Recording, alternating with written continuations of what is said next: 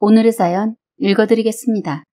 저는 원래 일이 끝나고 따뜻한 사케나 시원한 맥주 한두 잔으로 하루의 피곤함을 푸는 것을 좋아하는 사람이에요. 제가 남편을 처음 만난 곳은 이자카야입니다. 평소에도 이자카야를 좋아하는 편이었기 때문에 그날도 퇴근 후 이자카야 집에 들러 가볍게 한 잔을 하게 되었어요. 그렇게 혼자 앉아서 사케를 한두 잔 마시고 다음날 출근을 위해 자리에서 일어나려고 하는데 한 남성분이 제 연락처를 물어보더군요. 평소라면 절대 주지 않았을 텐데 조금 올라온 술 기운 때문이었는지 아니면 그날 제가 뭐에 홀렸던 건지 그 남성분을 놓치면 안 될 것 같은 느낌이 들었어요. 그래서 연락처를 주게 되었고 알고 보니 그분은 제가 그날 갔던 이자카야에서 조금 떨어진 건물에서 떡볶이 가게를 하고 있는 사장님 분이셨습니다. 이 가게 앞은 초등학교라서 은근 장사가 잘 되는 것 같더라고요. 자영업자인 그분과 회사원인 저는 생활 패턴이 많이 다르기는 했지만 없는 시간을 쪼개서 만나왔습니다. 그렇다 보니까 만남을 약간 망설여왔던 것 같아요. 그렇게 한두 달쯤 지나고 서로에게 마음이 있다는 것을 알고는 있었지만 만날까 말까를 고민하던 와중 먼저 말을 꺼내주더군요. 우리가 30년 정도밖에 살지 않았지만 지금 당신을 여기서 놓치면 평생 후회할 것 같은 느낌이 들어. 우리 한번 진지하게 만나보는 건 어떨까? 라고 해주길래 저도 고민하다가 알겠다고 했습니다. 그렇게 저희는 30대 어른의 연애를 시작하게 되었어요. 둘 다 일은 많이 바빴었지만 서로를 존중해주면서 만남을 이어가다 보니 어느새 반년이 지났었어요. 그때쯤이었던 것 같습니다. 제가 하루는 어렸을 때 연애하는 것처럼 서프라이즈도 해주고 싶어서 4시쯤 가게를 찾아가 본 적이 있어요. 그 가게 안에는 초등학교 고학년 정도의 아이로 보이는 남자아이와 여고생들 두 무리가 있더군요. 가게 안으로 들어가자 저를 보고는 반가워하는 것이 아니라 당황스러워 하더라고요. 가게에 있던 알바생 한 명에게 가게를 부탁한다고 그러면서 저를 데리고 가게 밖으로 나갔습니다. 가게에서 저를 데리고 나온 것에 대해 갑자기 서운해서 제가 먼저 말을 꺼냈어요. 왜? 내가 온 게 싫어? 아니, 당황스러워. 말하고 오지 그랬어. 아니, 내가 뭐 못 올 것도 않나? 일부러 사람 별로 없는 시간에 온 건데. 미안. 바쁜데 내가 괜히 방해했지? 나 이제 갈게. 라고 했더니 저를 붙잡더라고요. 아니, 그런 게 아니라 내가 못한 말이 있어서 그래. 뭔데? 가게 안에 있는 초등학생 남자애 있잖아. 내 동생이야.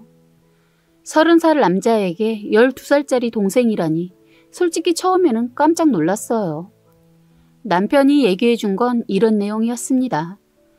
남편이 17살쯤 부모님은 늦둥이를 임신하게 되었고 처음에는 되게 좋았대요.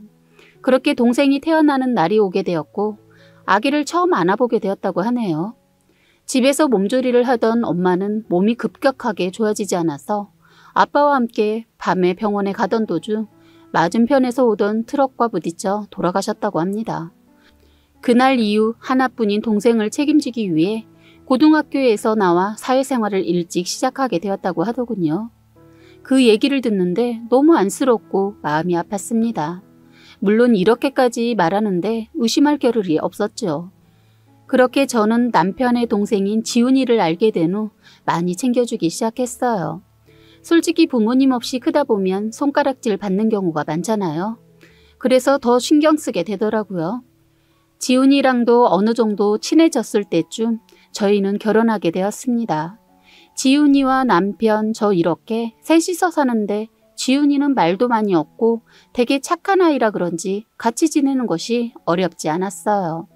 원래 형의 부인을 형수라고 불러야 하지만 지훈이가 어리니까 그냥 누나라고 부르라고 하며 잘 지냈던 것 같아요.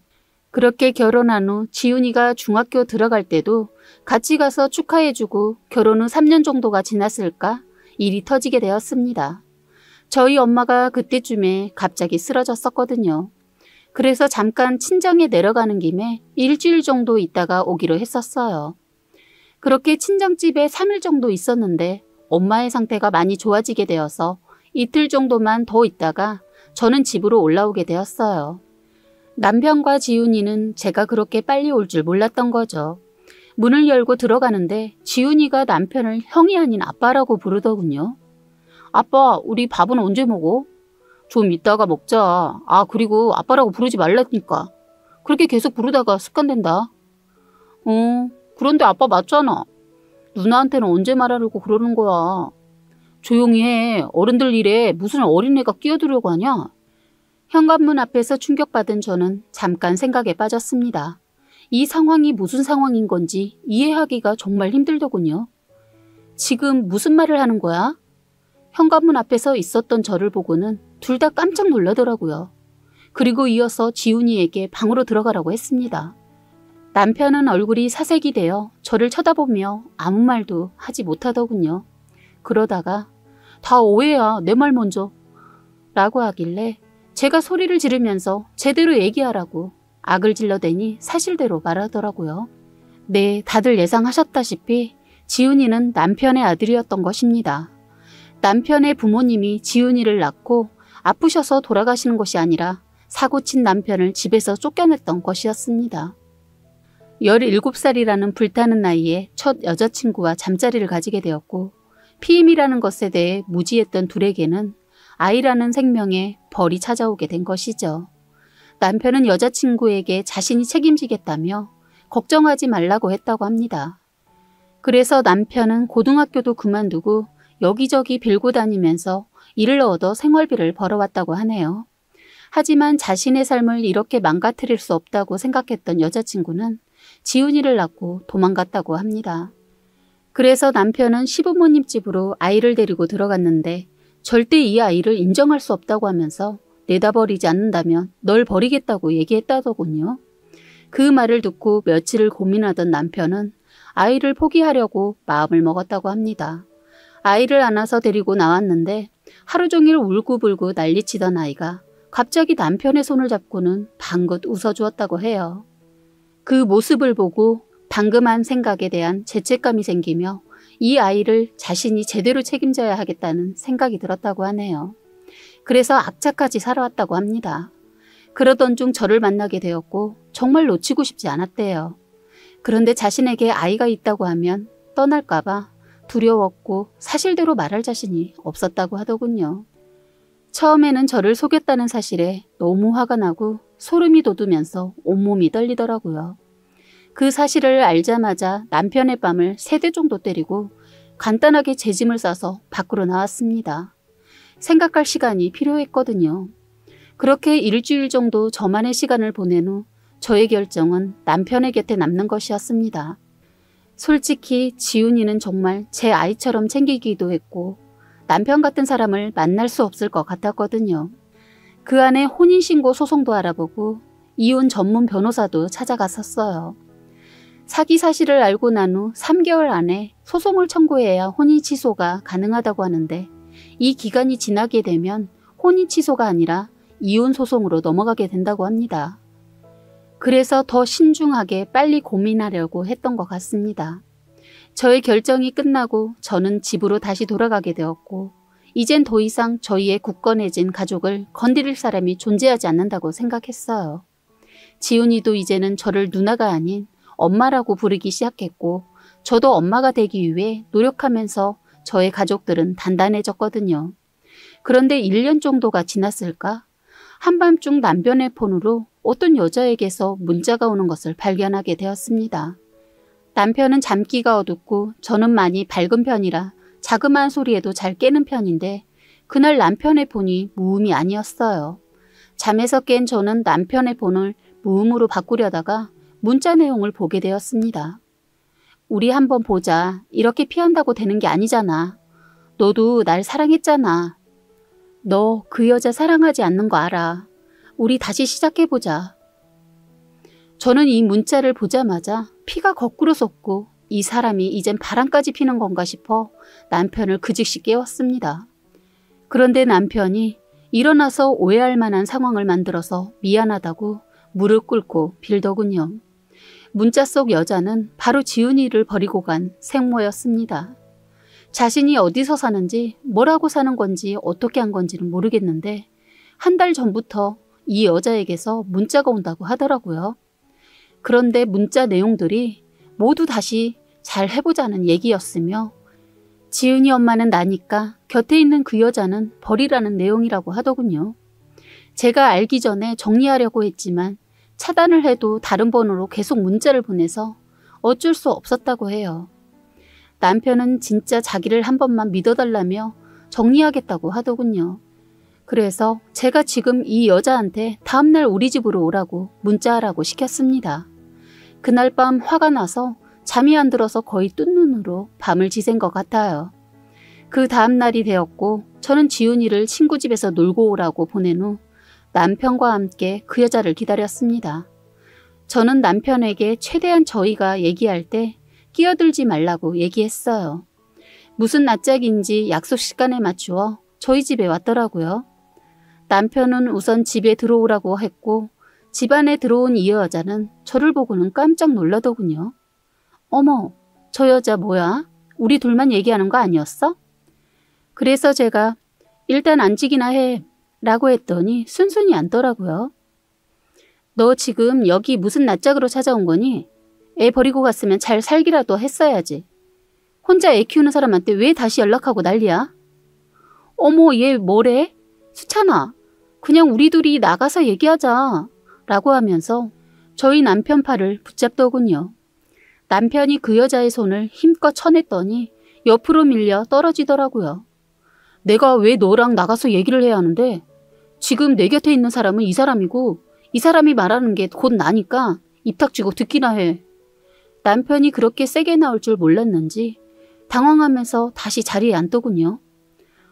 너 지훈이가 중학교 다닐 나이가 될 때까지 한 번도 연락한 적 없으면서 갑자기 연락하는 건 무슨 심보니? 지금이라도 엄마 노를 하고 싶은 거니? 그럼 더 이상 말하지 말고 꺼져. 어린 나이에 겁날 수 있었다는 거 이해해. 그랬으면 잘 살고 있는 사람한테 연락하는 건 아니라고 생각하는데 넌 안 그래? 그리고 이 사람 프로필 사진에 우리 셋이 찍은 사진 못 봤어? 그거 보니까 갑자기 가족이 생겼으면 좋겠었어? 지가 이길 수 없는 싸움이라고 생각이 들었는지 씩씩거리면서 한마디도 못하더군요. 그러면서 가방을 챙기더니 저희 집에 퇴 침을 뱉으면서 아이씨 돈이라도 좀 뺏으려고 했더니 더러워서 안 받아. 됐어. 라고 하며 나가려고 하는 겁니다. 그래서 그 여자 신발 신는 동안 저는 준비해둔 소금 바구니를 들어 부어주었어요. 그랬더니 입에 걸레를 물었는지 쌍욕을 하더군요. 욕하는 게 너무 듣기 싫어서 입 좀 빨아쓰라고 한마디 날려줬더니 욕하면서 제 머리채를 잡으려고 하는 겁니다. 그랬더니 옆에 서 있던 남편이 이 여자 뺨을 갈기면서 네가 뭔데 우리 와이프 머리채를 잡으려 하는 거냐며 소리를 지르더군요. 상상도 하지 못했던 남편의 모습에 겁이 났는지 두고 보자고 하면서 신발도 제대로 못 신고 도망가는 꼴이 참 웃겼습니다. 그 뒤로 그 여자 연락 한 번 없고 저희 가족 잘 살고 있습니다. 지훈이에게 사춘기가 오는 나이가 되기는 했지만 저 힘들까봐 그런지 짜증 한 번 내는 걸 못 본 것 같아요. 조금은 더 편하게 저에게 기대고 짜증도 한 번씩 낼 수 있을 정도로 편한 엄마가 되는 게 제 목표입니다. 저는 남편을 만나 살면서 어처구니 없고 황당한 사연을 말해보려고 해요. 거기에다 어이없게도 꼴같지도 않은 아들을 감싸돌았던 시어머니까지 자식의 잘못을 바로잡아줄 생각은 안 하고 어이없게도 눈 감아주는 시어머니까지 얘기해 보려고 합니다. 우선 제가 남편을 만나게 된 얘기를 먼저 하자면 저는 고등학교를 졸업해서 자그마한 회사의 격리로 취직을 해서 3년을 성실하게 다니고 있었습니다. 그때 남편을 만나게 되었어요. 남편은 사장님의 친조카였는데 군대 제대하고도 일하지 않고 놀고만 있어서 저희 시어머니가 저희 사장님인 동생한테 부탁을 해서 아르바이트라도 좋으니 취직을 시켜달라고 해서 저희 회사에 들어오게 되었습니다. 저보다 한 살 많은 남편은 학창시절 좀 놀았던 사람이라고 하더군요. 조카라는 사람이 회사에 들어왔을 때 처음에는 조용했는데 3개월이 지나고 나서 직원들이 수군대기 시작했어요. 처음에는 아르바이트로 고용을 했는데 사장님께서 조카를 마음 잡고 성실하게 일 다니라고 아예 직원으로 채용을 했기 때문입니다. 거기에다 능력도 없는 사람을 직분 또한 조금은 높은 주임을 달아주는 바람에 직원들의 불만이 다소 많았습니다. 그런데 남편은 주임이라는 직분도 있는데 회사에 출근해서 하는 일 없이 빈둥거리다 퇴근하는 날이 많았어요. 남편 때문에 업무에 지장이 생기자 사장님은 남편을 불러 그런 식으로 회사 다닐 거면 그만두라고 강하게 말하더군요. 계속 지켜보다 직원들의 눈도 있고 말이 많아져서 결국엔 사장님도 화가 많이 나셔서 이 사람을 사장실로 부르셨어요. 저는 그때 잠깐 다른 업무를 보고 들어왔는데 사장실에서 굉장히 큰 소리가 나더군요. 지금까지 사장님이 그렇게 소리를 질러 화내시는 소리를 들어보지 못했습니다. 밖에서 조마조마하게 아내 상황이 끝나기를 바라며 무작정 기다리고 있었습니다. 그런데 가만히 들어보니 거래처 분이 아니고 주임인 남편이었어요. 언젠가는 크게 혼나거나 잘리겠구나 생각하고 있었는데 사장님께서는 누나 생각해서 그런지 또 한 번의 기회를 주시더군요. 그런데 기회를 또 한 번 준다고 잘해보라고 말을 하는데 남편의 대답은 시큰둥했습니다. 저는 상황상 커피를 가져다 드리기 뭐해서 그냥 앉아 있었는데 그때 남편이 사장실에서 나오더군요. 저는 몇 번 남편을 봐왔었지만 남편은 저를 그때 처음 봤어요. 가까이에서 보니 잘생긴 얼굴에 몸도 운동하는 사람처럼 좋아 보였어요. 딱 봐도 여자들한테 인기 많은 사람으로 보였어요. 그런데 저는 남편 같은 스타일은 별로 관심이 없고 더군다나 성실하지 못한 사람이란 이미지 때문에 남편의 첫인상은 별로였습니다. 저희는 그렇게 처음 보게 되었어요. 그런데 이상하게 다음 날부터 성실하게 일을 하기 시작했어요. 무슨 심경의 변화가 왔는지 직원들이 이상하게 바라볼 정도로 성실하게 일을 했어요. 그동안 이 사람은 일을 못하는 게 아니라 안 했던 거였어요.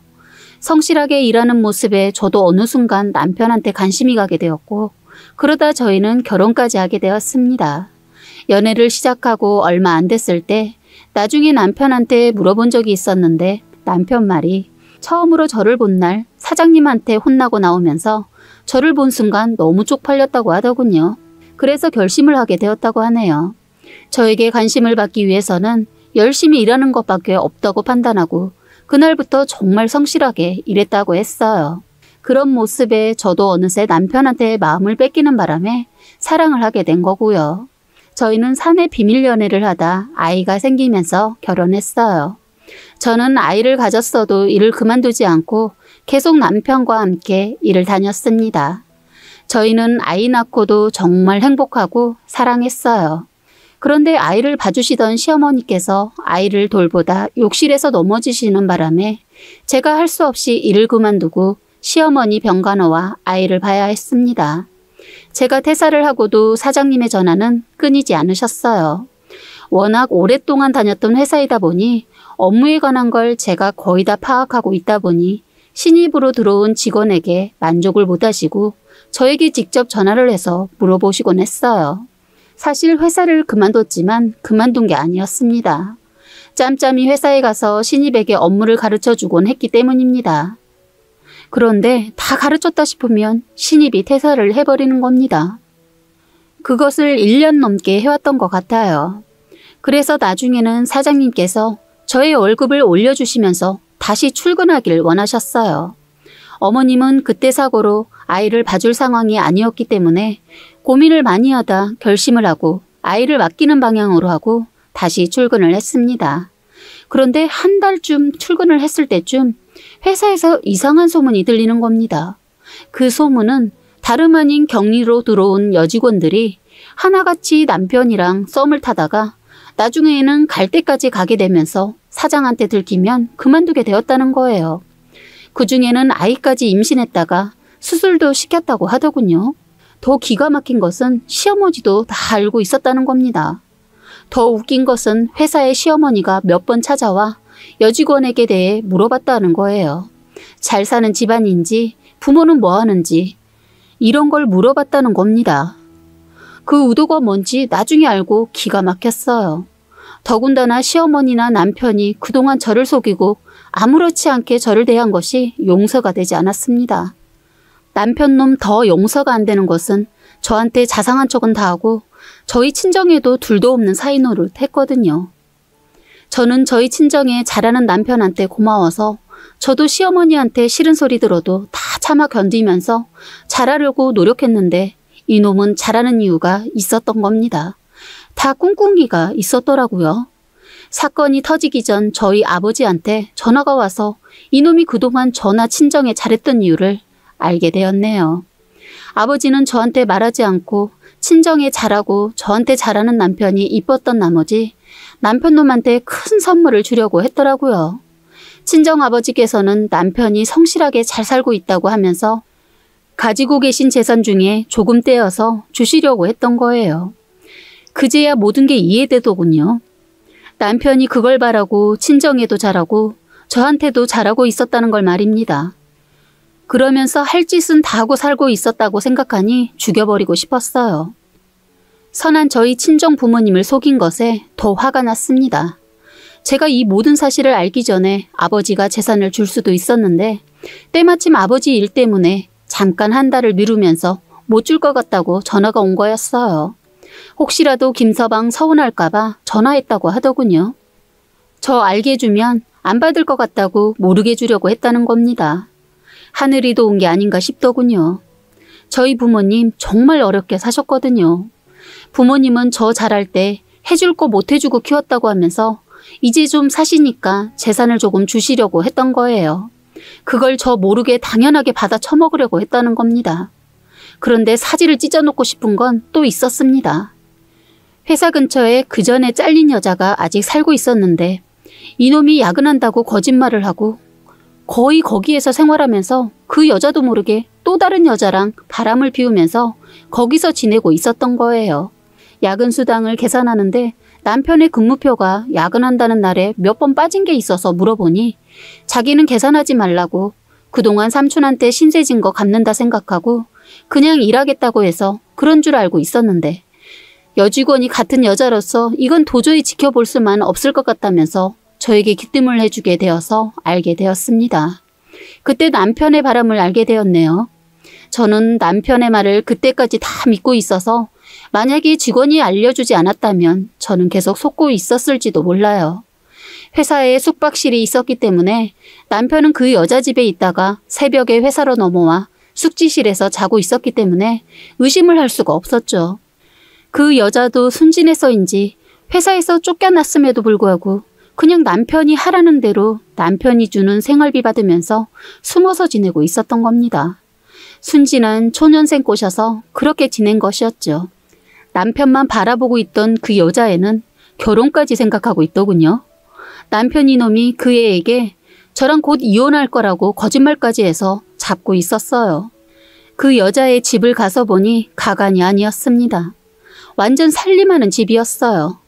남편 속옷이며 옷이 건조대에 널려 있는 걸 보니 너무 화가 나서 그 집을 다 뒤집어 엎어놓고 물어봤어요.